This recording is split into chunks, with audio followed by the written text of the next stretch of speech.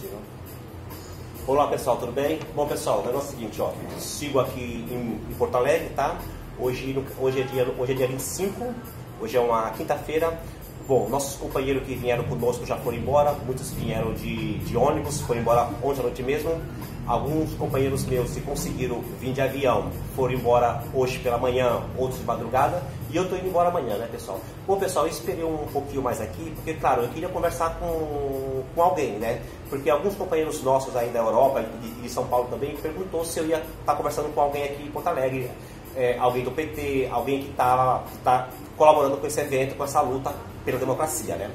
Então, pessoal, estou tendo a sorte hoje consegui um horáriozinho, um tempo, para entrevistar Rodrigo Campo de Leve, que ele é presidente do PT aqui em Porto Alegre, não é isso? Exato. Tá.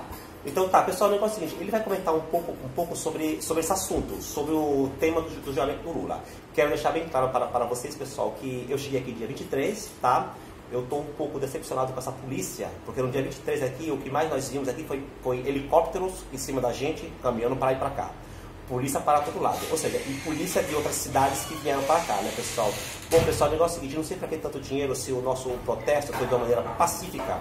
E eu quero explicar a você que não é do nosso grupo, a você que não é da esquerda, a você que luta pelo socialismo, que a maioria das pessoas, não, 90% das pessoas que vieram por esse protesto são pessoas que vieram pela luta pela democracia, tá, pessoal? Então não viemos para fazer baderna, não viemos para quebrar nada, tá bom? Eu quero deixar aqui o espaço para falar o Rodrigo Campo, pode comentar sobre o assunto? Tá bem, então, prazer, Ramalho, de te receber aqui em Porto Alegre. Hoje nós estamos no dia seguinte ao julgamento em segunda instância, né, do processo contra o presidente Lula. Quero me sinto à vontade para fazer alguns comentários já sobre o que aconteceu, o que sucedeu, né? Na verdade, não foi surpresa para ninguém que nesse momento da tensionada vida política brasileira, ninguém esperava essa consciência de que os articuladores do golpe iriam colocar o pé no freio. Sim. Então aproveitaram a oportunidade para, mais uma vez, castigar um brasileiro com a característica do Lula. Já vem fazendo isso, essa elite aqui no Brasil, desde o 17 de abril de 2016, né, quando foi dado a primeira etapa desse golpe de Estado. Depois disso, vieram em sequência a aprovação da reforma, não nessa ordem cronológica, mas a aprovação da reforma trabalhista, a entrega do pré-sal, a aprovação da proposta de emenda constitucional que limita os gastos em saúde e educação por 20 anos.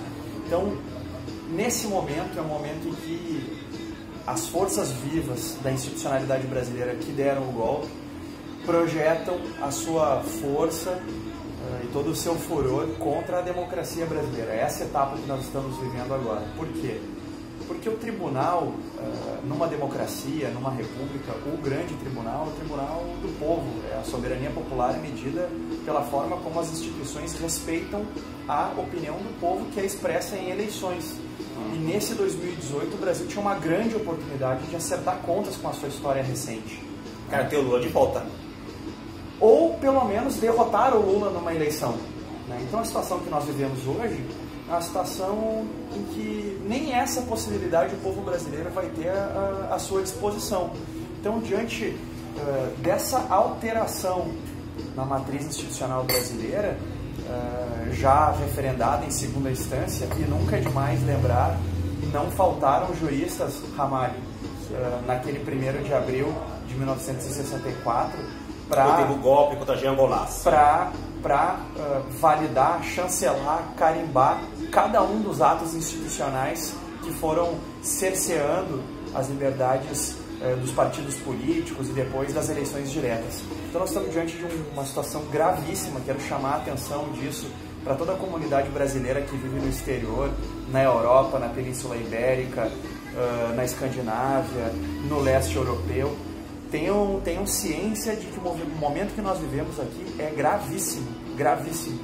E a consequência disso, Ramalho, me permita fazer o link direto, é que as políticas de proteção social vêm sendo desmontadas numa velocidade muito grande, muito grande.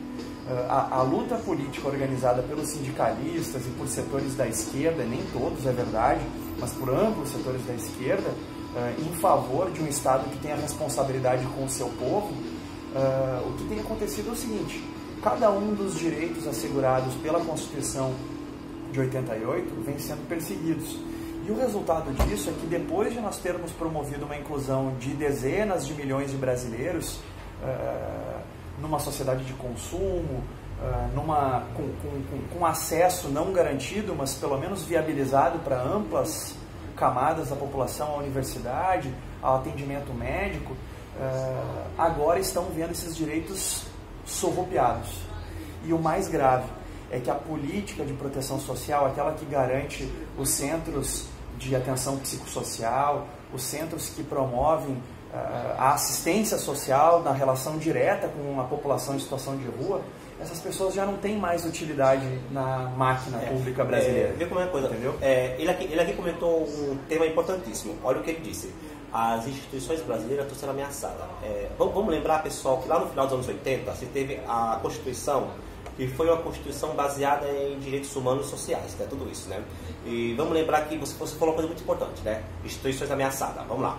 E uma das instituições que estava na Constituição, no caso, era o sindicato. Agora, eu quero lembrar a todos vocês, que eu já denunciei muito isso nos meus vídeos, né, no meu canal, que, por exemplo, desde o golpe de 64, por exemplo, tínhamos o que? O sindicato, entendeu?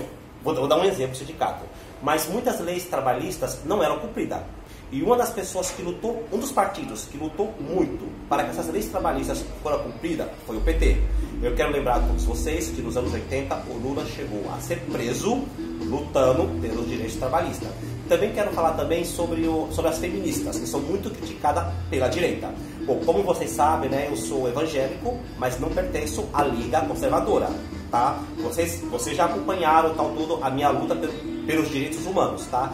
Algumas pessoas elas se prendem tanto à Liga Conservadora que acaba perdendo o respeito pela humanidade, né, pessoal? E não foi isso que Cristo nos ensinou. Então nosso companheiro aqui ele entrou num tema que eu quero comentar agora sobre isso, ele entrou num tema interessantíssimo. As instituições brasileiras ameaçadas. As feministas, por exemplo, elas lutaram muito, por exemplo, pelo maltrato contra a mulher. Eu quero explicar a vocês que o maltrato contra a mulher esteve na Constituição de 88, aquela que foi feita quase no final dos anos 80. Então, o maltrato contra a mulher estava ali, tá? Mas eu que vim do Nordeste, eu que vim de família pobre, eu que morei em lugares pobres, entendeu? Então, o que acontece? Eu vi muitas vezes mulheres apanhar na cara e os vizinhos achar isso normal. Mas estava ali na Constituição. Mas o que acontece? Estava na Constituição, mas não existia as instituições que protegiam essas mulheres. Então hoje nós temos quem? As feministas. Ele entrou num tema aqui interessantíssimo. Então o que acontece? No governo do Lula e Dilma, eles deram muitos cargos às feministas e eles tentaram, por exemplo, a lei existia, mas não era cumprida. E por que não era cumprida? Porque instituições não eram reconhecidas e valorizadas. Aqui também em Porto Alegre também, pessoal, quero deixar uma coisa bem clara para vocês, tá? Andando pela Borges Medeiros, não é isso? Pela Borges Medeiros, é uma avenida muito bonita. Porto Alegre é uma cidade bonita, uma avenida linda, uma avenida preciosa, né?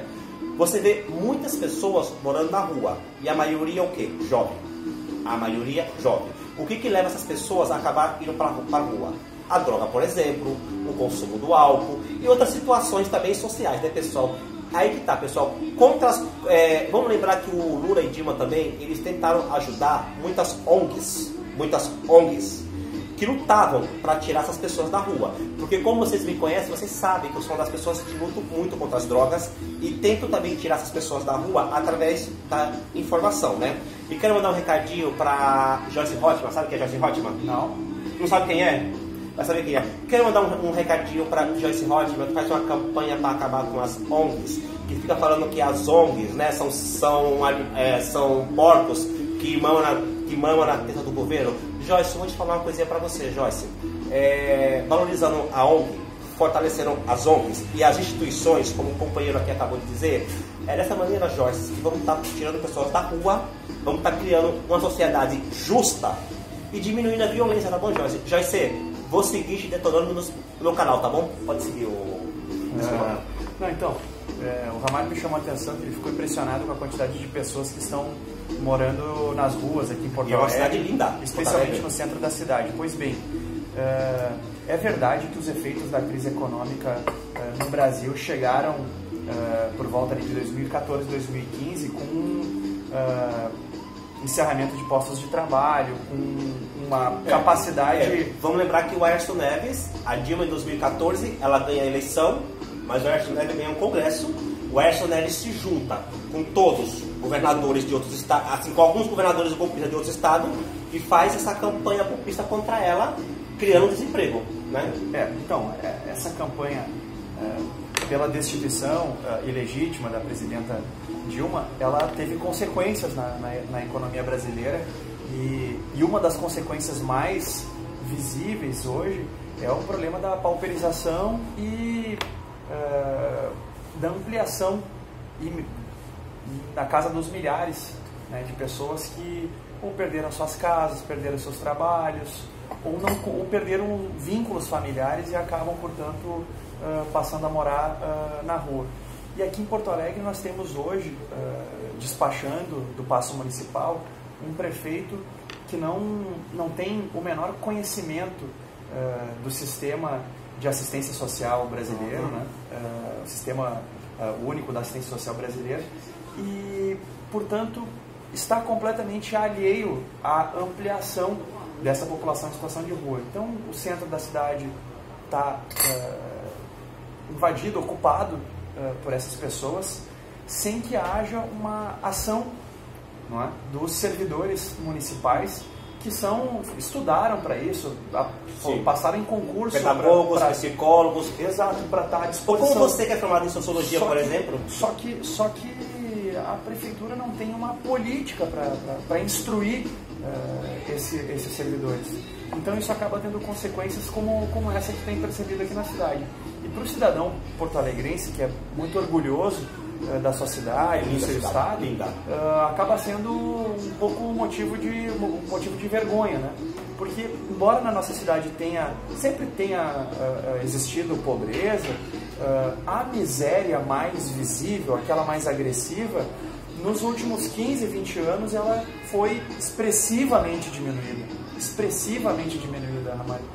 E agora, com os efeitos, a combinação dessa movimentação golpista no Congresso Nacional, apoiado pela mídia empresarial e por setores do Estado brasileiro, sejam eles situados na Polícia Federal e agora nas instâncias superiores do Judiciário, acabou deixando um legado já meio que imediato para que a gente tenha que resolver. Então, quero dizer para vocês aqui já em termos de conclusão, o Ramalho, que a luta no Brasil hoje pela democracia, ela também é uma luta pela retomada desse compromisso do Estado brasileiro, né, das prefeituras do Estado brasileiro no sentido lato sensu. Sim. União, governos de Estado e município para combater a miséria, né, para combater a pobreza essa pobreza mais agressiva que tanto deixa a gente triste. Então a nossa luta também é nessa direção. E a nossa luta agora em 2018, Ramalho, ela está só começando. 2018 vai ser um ano bastante intenso. Por exemplo, eu tenho família que mora em São Paulo. Eu sou de Pernambuco, como vocês sabem, eu moro na Europa, mas minha mãe, por exemplo, mora em São Paulo, né? E eu quero lembrar que o Fernando Haddad, né, que foi prefeito de São Paulo, e também o outro lá, o que foi prefeito de Santo André, agora não lembro o nome dele, parece que agora não lembro. Então, eu quero lembrar vocês que, por exemplo, o Fernandário, por exemplo, ele quando foi prefeito de Santo André, ele deu muito apoio para que as instituições fossem na rua, escutar essas pessoas que estavam na rua e tentar de uma maneira tirá-las da rua. Porque quero deixar bem claro para vocês que Porto Alegre é uma cidade linda. Esse estado é um estado que tem agricultura, tá? É um estado também que tem muita produção de gado, por exemplo. E vamos lembrar vocês que a carne fraca, um golpe dado por Sérgio Moro, pela Lava Jato, acusando o Brasil de carne fraca, carne podre e tudo isso, isso tem causado um grande estrago nos abatedores, né? E como vocês sabem também, eu denunciei num vídeo anterior meu, que no caso, também disseram que o nosso peixe brasileiro era podre, né? Que eu até fiz um vídeo denunciando, ou seja, são coisinhas como essa, pessoal, que atrapalham alguns estados. Como esse estado de Porto Alegre é um estado que tem condições de estar exportando e também oferecendo mais postos de trabalho, que seria mais dinheiro para o estado e para os municípios também, né? E quero explicar a vocês que uma cidade linda como essa, um estado como esse que tem recursos, se tivesse um pouco de união, e como o nosso companheiro falou aqui, compromisso com a sociedade, se unindo com as instituições, com as ONGs e com pessoas que poderiam estar, por exemplo, colaborando e tirando as pessoas da rua, nós poderíamos estar diminuindo essa desigualdade, tá? Para vocês de São Paulo que estão me escutando, Fernando Haddad, volto a explicar a vocês, ele foi uma das pessoas que lutou muito contra isso. Ele foi uma das pessoas que escutou muito as pessoas que queriam combater essa desigualdade. Pode continuar, desculpa interromper.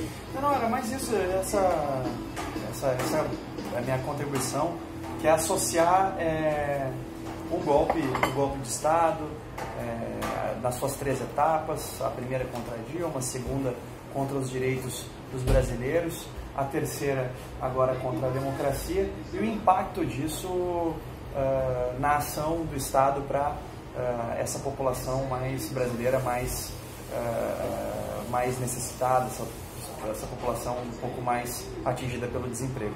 Mas é isso, eu agradeço aí a tua disposição de... Eu agradeço você por estar tão ocupado e nos dar esse tempo, tá? Pessoal, bom, quero agradecer a vocês, tá? Por estar... Você, se tiver ver esse vídeo, tá? Comparta com os seus conhecidos, companheiros, tudo isso, tá? Nós estamos aqui na luta e você no Brasil, fora do Brasil, siga na luta também, tá? Tchau, pessoal.